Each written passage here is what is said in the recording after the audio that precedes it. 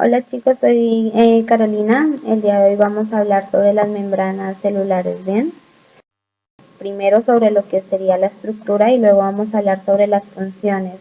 Vamos a saber que estas estructuras están compuestas por una bicapa lipídica, la cual va a estar conformada principalmente por fosfolípidos como lo son el fosfatil inositol, la sfingomielina, la fosfatilcolina, la fosfatilcerina, la fosfatidiletanolamina y el colesterol. Bien, vamos a ver que las membranas van a tener diferencias tanto cuantitativas como cualitativas. Por ejemplo, en la membrana interna de las mitocondrias vamos a ver un fosfolípido importante como la cardiolipina, la cual va a participar activamente en la cadena respiratoria de las mitocondrias, que vamos a ver más adelante en los videos de mitocondrias.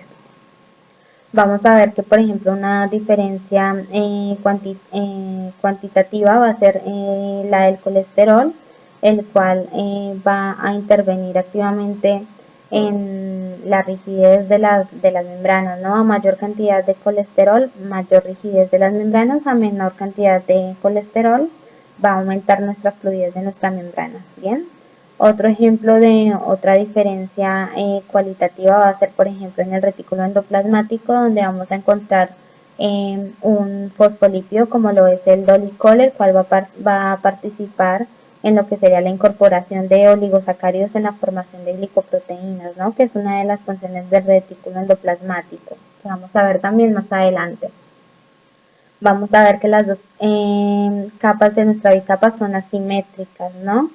Van a tener diferencias cuantitativas y cualitativas también respecto a sus dos capas.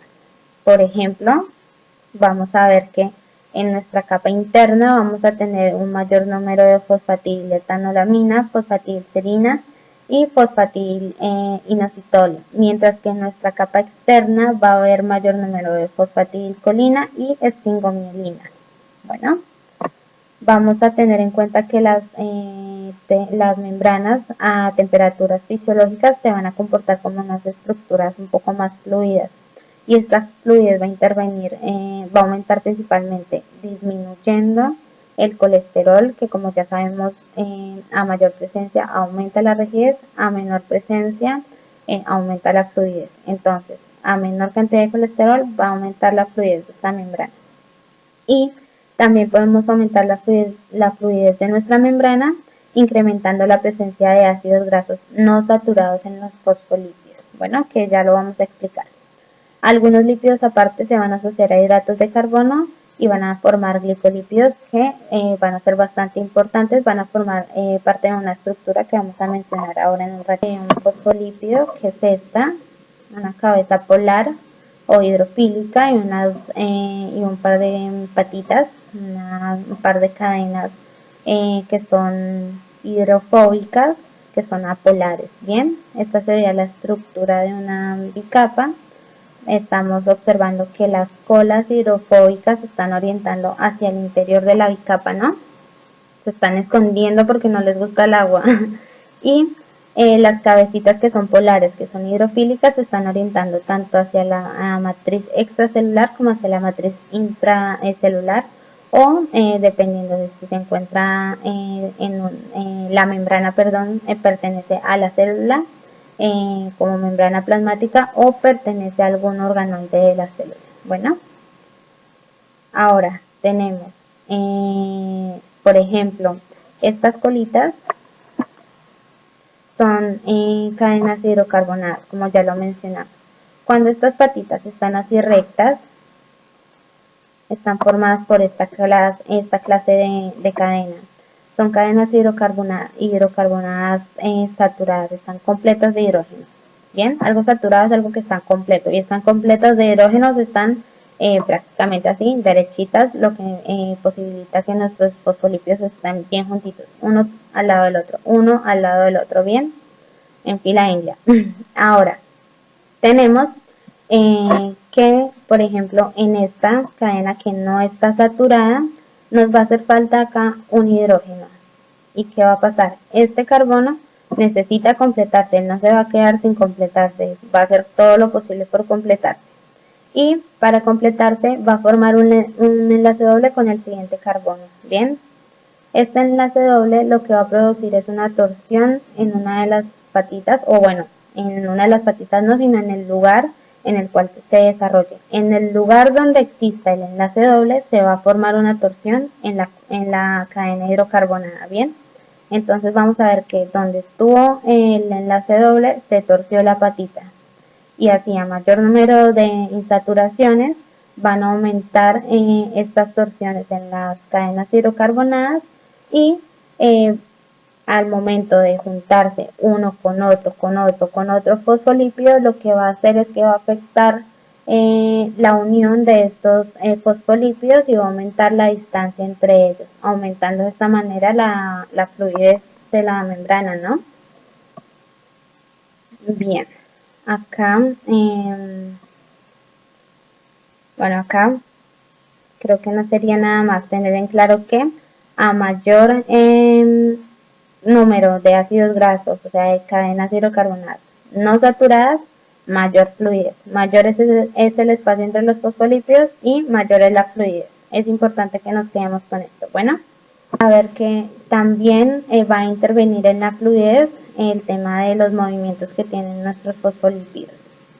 Y vamos a saber que estos fosfolípidos van a tener diferentes movimientos, por ejemplo, dentro de la misma capa en la cual están haciendo parte, van a tener movimientos laterales, van a tener movimientos rotatorios en su propio eje, y van a tener un movimiento que es poco habitual, pero que también sucede en ocasiones, que lo conocemos como flip-flop. Bien, movimientos de flip-flop, que básicamente es el movimiento de un fosfolípido de una capa a otra.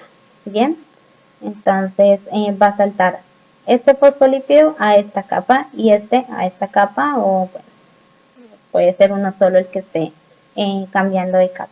Bueno, con otros componentes como lo son las proteínas, que también son bastante importantes y en equivalencia son bastante similar a la equivalencia que tenemos de lípidos. Bueno, y también van a variar en los distintos tipos de membranas que vamos a ver. Bien, se clasifican en periféricas y en integrales. Las integrales principalmente van a atravesar completamente la membrana, mientras que las periféricas van a, como su nombre lo dice, permanecer ya sea o en la periferia o en el interior del organoide o de la célula. Bueno, vamos a ver que las integrales van a ver las que son monopaso, otras van a formar multipaso, van a pasar varias veces por la membrana, van a formar bucles varias veces, y otras se van a asociar a otras proteínas formando conductos proteicos, los cuales vamos a ver más adelante.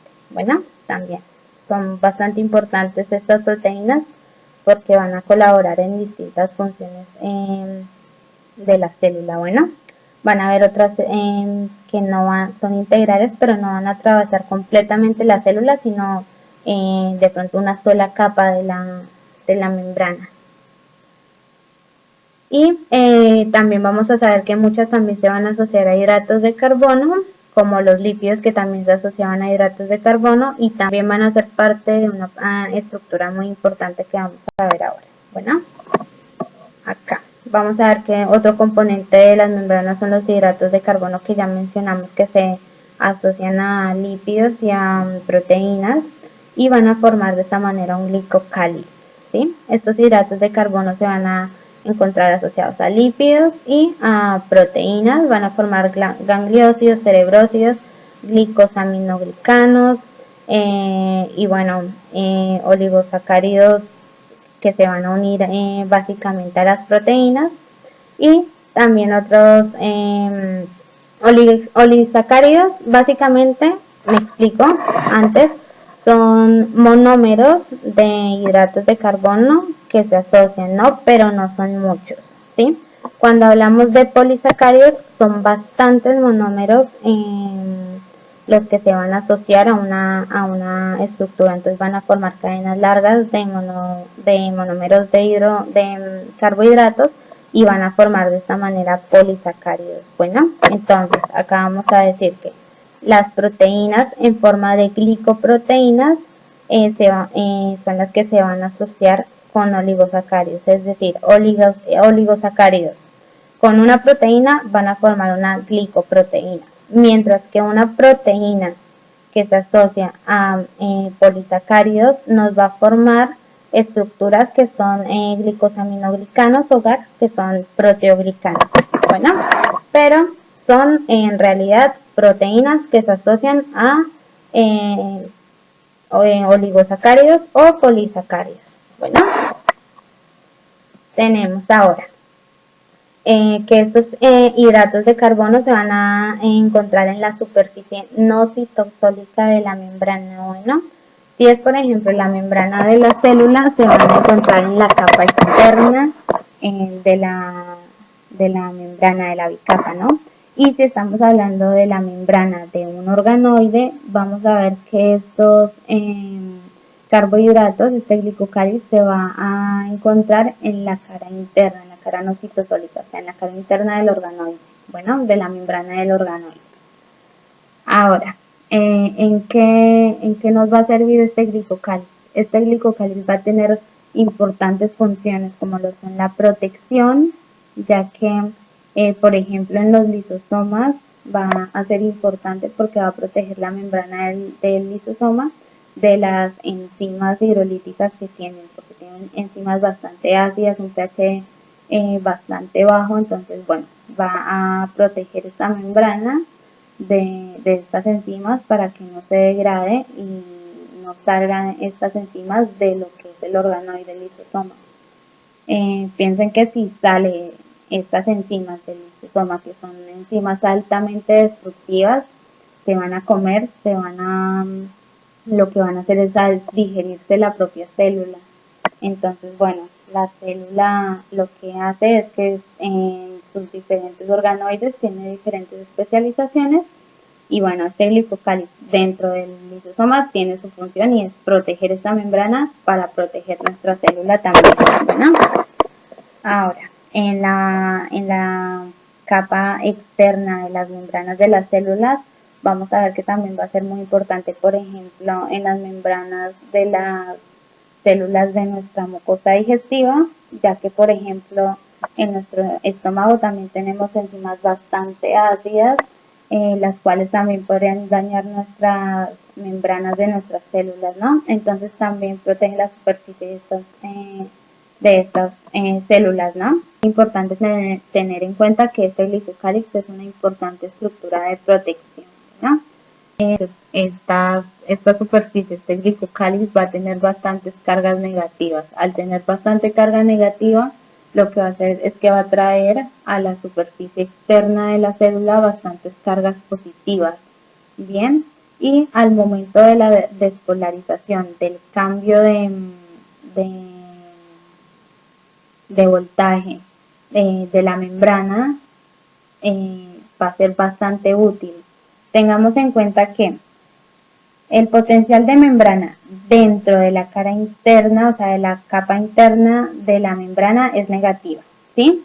En esta parte de acá digamos que es negativa y en esta parte de acá es positiva. ¿Qué pasa? Al momento de la despolarización de la membrana, que es un cambio de potencial eléctrico, lo que va a pasar es que las cargas positivas van a pasar temporalmente a formar parte de la cara interna y las negativas a formar parte de la externa, ¿sí?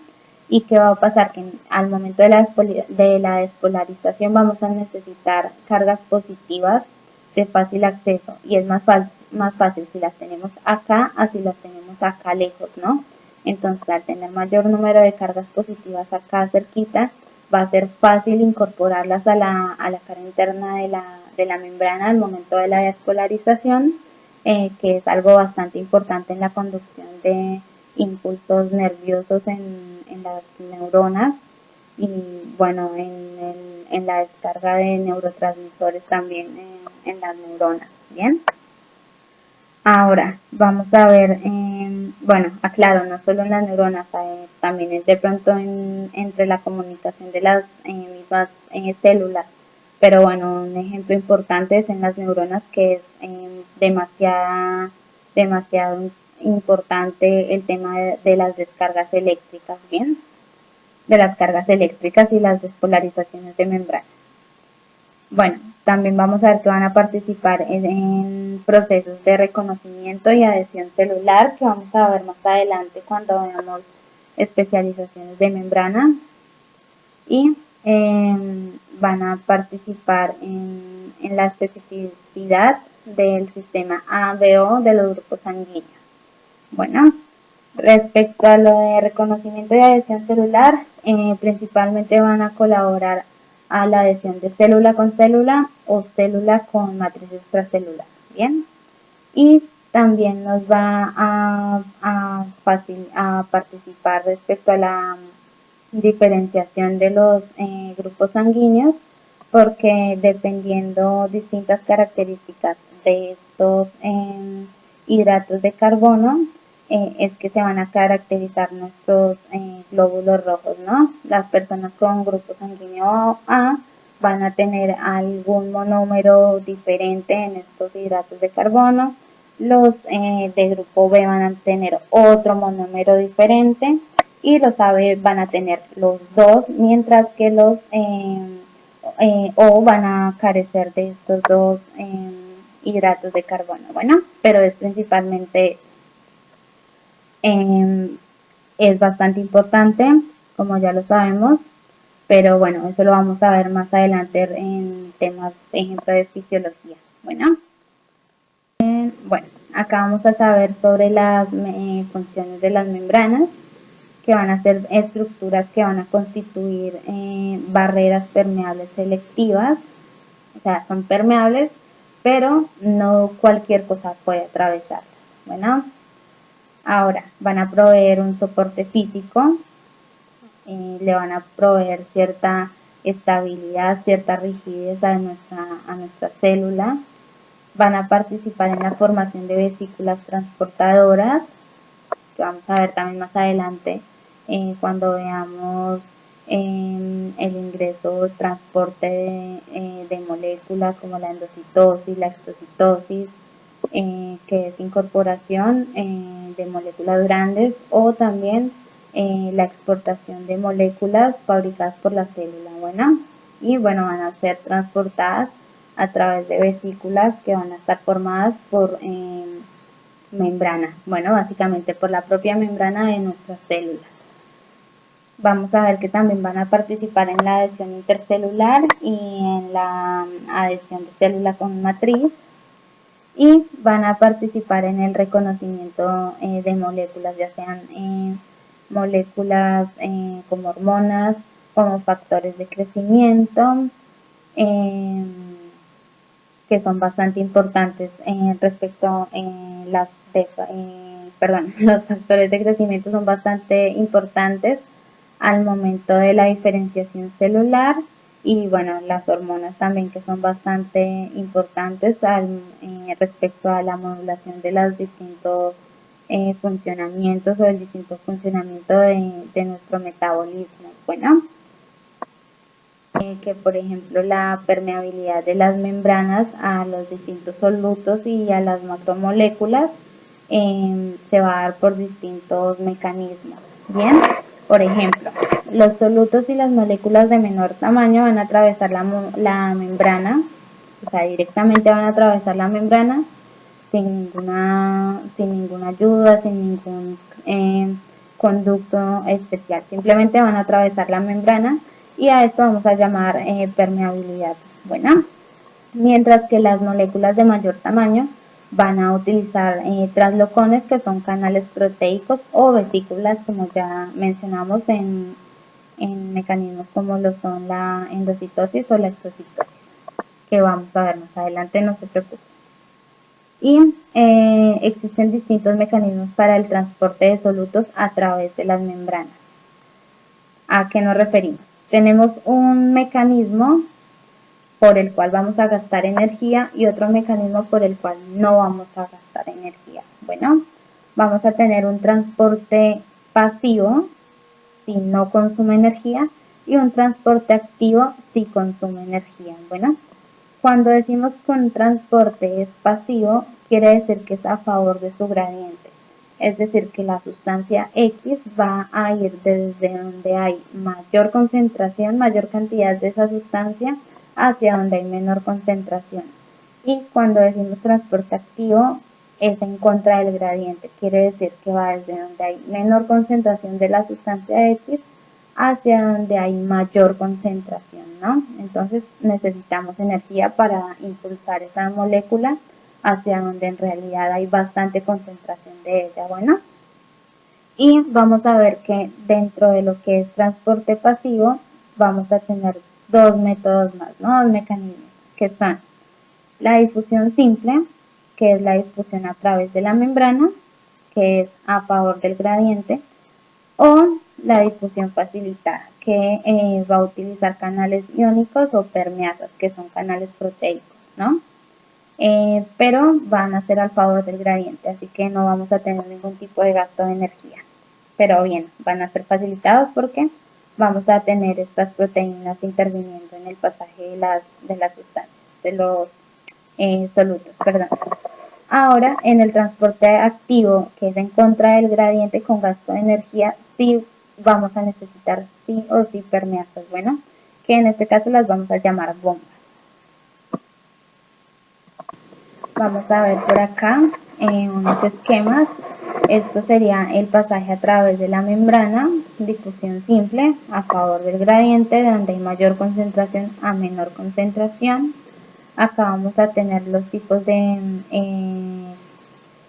difusión facilitada, pero que es un transporte pasivo, ya que es a favor del gradiente, que es desde donde hay mayor concentración, como vemos acá, hacia donde hay menor concentración, pero bueno, vamos a utilizar estos canales iónicos y estas permeasas que nos están facilitando el pasaje. Y ojo, así como nos están facilitando el pasaje, también están regulando el transporte de los solutos. Bueno, entonces también son reguladores. Entonces la diferencia principal entre estos dos mecanismos sería que la difusión simple va a pasar a través de la membrana, la difusión facilitada va a participar, va a hacer partícipe a canales iónicos y a permeasas, pero lo que va a hacer como especial el mecanismo es el hecho de que estos canales iónicos y estas permeasas van a ser un mecanismo de regulación. Bueno, ahora acá vamos a ver que en el transporte activo sí o sí vamos a necesitar gasto de energía y va a ser en contra del gradiente. Estas moléculas van a salir en contra del gradiente, desde donde hay menor concentración hacia donde hay mayor concentración. Y para lograr esto vamos a tener que gastar una molécula de ATP que se va a unir a la permeasa, se va a hidrolizar, va a romper el enlace de uno de sus fosfatos para que pueda generar la energía para para sacar la molécula hacia donde hay mayor concentración, ¿no? Bueno, acá vemos que los canales iónicos y permeases también funcionan como reguladores, como ya lo mencioné, y los canales iónicos son altamente selectivos y son dependientes de voltaje o ligando. Bueno, esto no lo expliqué. Los canales iónicos y las permeasas son específicos para cada sustancia. Bueno, y aparte hay algunos que son, o algunos no, son dependientes de voltaje o de ligando. Hay unos que son dependientes de voltaje, es decir, si hay alguna diferencia de cargas en la membrana se van a activar o no, y otros van a ser dependientes de ligando. Dependiendo de si hay alguna sustancia inductora, se van a abrir el paso de las moléculas o se van a cerrar. Bueno, van a funcionar como compuertas. En cambio, bueno, en la difusión facilitada van a pasar sí o sí porque no hay nada que lo esté regulando. Bueno, tengan en cuenta eso. Difusión simple. Van a pasar a favor de su gradiente a través de la membrana sin ningún tipo de regulación. Bueno, ni regulación ni ningún tipo de especificidad del pasaje. Bueno, ahora, en la difusión facilitada también va a pasar a través de, a favor de su gradiente, pero van a atravesar a través de canales iónicos o permeasas y van a estar regulados. Bueno, y así como están regulados, son selectivos estos canales y también van a ser dependientes de voltaje o de ligando. Y respecto al transporte activo, tengamos en cuenta que siempre es en contra del gradiente, es decir, hacia donde hay menor a mayor concentración, vamos a tener que va a haber un gasto de energía sí o sí, y que bueno, que vamos a tener como partícipes siempre a las permeasas que vamos a llamar bombas, ¿no? Por otro lado, dentro de lo que sería el transporte facilitado y el transporte activo, van a haber también mecanismos por los cuales, por ejemplo, va a pasar un solo soluto en una sola dirección y van a ser mecanismos de uniporte. Bueno, luego vamos a ver otros mecanismos de cotransporte en los cuales van a pasar dos solutos en una misma dirección. Bueno, y va a haber otro mecanismo de contratransporte en el cual van a atravesar la permeasa dos solutos, pero en contra de, o sea, una en una dirección y la otra en otro, perdón. Entonces, en el uniporte, el soluto pasa a través de la permeasa solo y en una dirección. Bueno, en el cotransporte van a pasar dos solutos a través de la permeasa en una misma dirección. Y en el contratransporte van a pasar dos solutos a través de la permeasa, pero en dirección contraria. Bueno, y tengamos en cuenta que en el cotransporte y en el contratransporte el pasaje de los solutos es acoplado y esto es obligatorio. Serían estos dos, en el cotransporte y en el contratransporte. Bueno, ¿por qué? Porque si tenemos a la pelotita verde, pero no tenemos a la pelotita amarilla, no se va a generar el pasaje. Bueno, necesitamos a las dos moléculas, a los dos solutos para que se dé el transporte. Bueno, al igual que en el contratransporte. Bueno, para que pase la bolita verde al interior, necesitamos sí o sí que, que el triangulito amarillo nos esté saliendo, ¿sí? Es decir, que están acoplados. Siempre tienen que estar los dos.